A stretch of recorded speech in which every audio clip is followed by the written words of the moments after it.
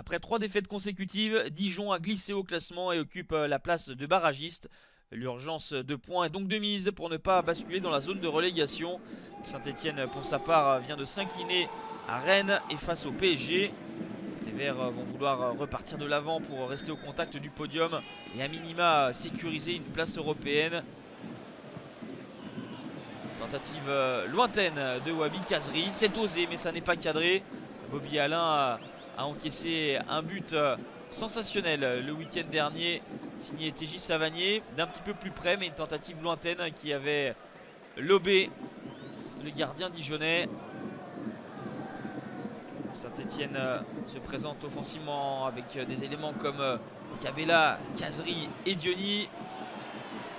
C'est Kabela qui avait combiné avec Wabi Kazri qui trouve cette fois-ci une frappe cadrée et met à contribution Bobby Alain.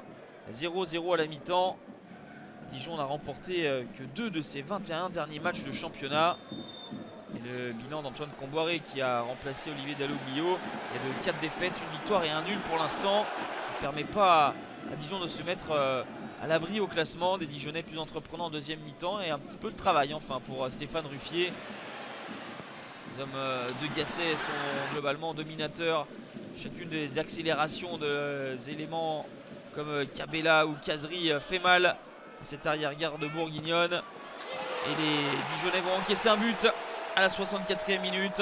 La reprise de Neven Subotic, le défenseur central serbe de Saint-Etienne. Tel un buteur, tel un attaquant.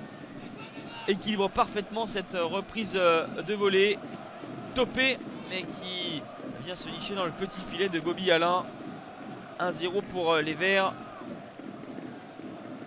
qui sont bien partis pour prendre 3 points de nouveau face à Dijon. S'était imposé 3-0 au match aller. Les Bourguignons s'étaient imposés à Geoffroy Guichard 6-3 en Coupe de France.